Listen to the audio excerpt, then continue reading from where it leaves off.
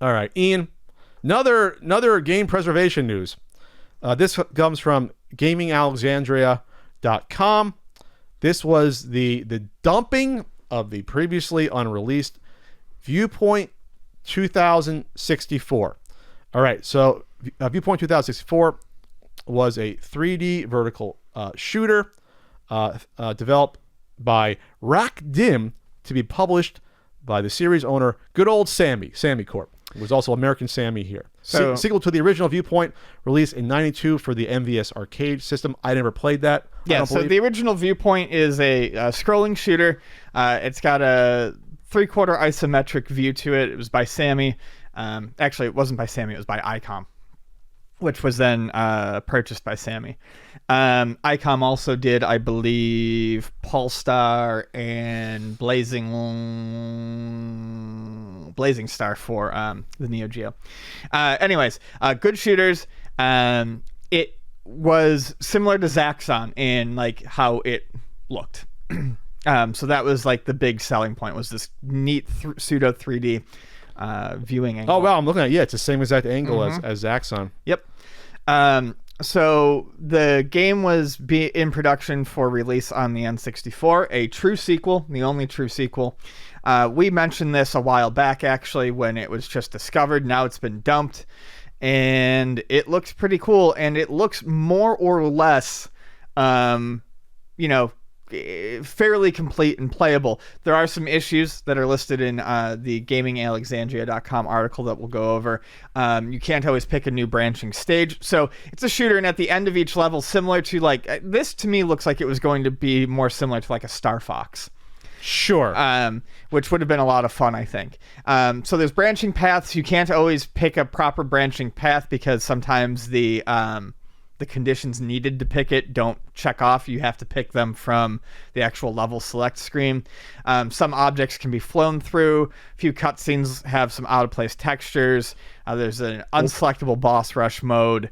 There's one of the 3 power-up weapons isn't functional. The ice one, it says it's not really working. There's a stage that starts you off inside an enemy, so you take some damage like immediately. And in some stages, the pacing is all off. You won't see enemies for a long stretch or something. So it's a prototype. But it's a very complete one that you could definitely get some enjoyment out of. It looks like. Yeah, but it looks like there's 5 different last stages, so there's a lot of replayability. There's different endings, so yeah, for a shooter, that's not too common to see something like that. No, it's very neat. In terms of the 3D look, I kind of like it. I mean, I don't remember playing shooters on N64 that much. Maybe you can comment on how that felt versus other systems. But I would definitely try something like this out at least. Sure. Because I do like sort of the Star Fox type of, Star behind Fox, the ship. Panzer Dragoon sort of stuff, yeah. Yeah, I try it out here.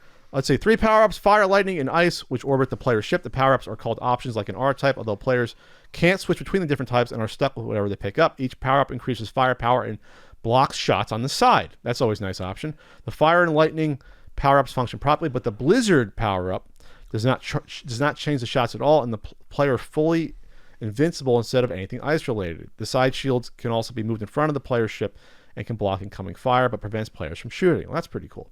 Any block shots are absorbed into the energy meter, which then when full, lets players use a powerful wave cannon blast. That's a cool idea. Yeah, so the Blizzard one, it seems like that wasn't fully implemented in this version. Right. There, unfortunately. Yeah, and you point out some of the things that's wrong with it that aren't complete on here in terms of the branching. And I think in this version, you have to complete it in a certain order to see all the endings, things like that. So, yeah, check it out. I mean, why not? And why it wasn't released, there's some theories.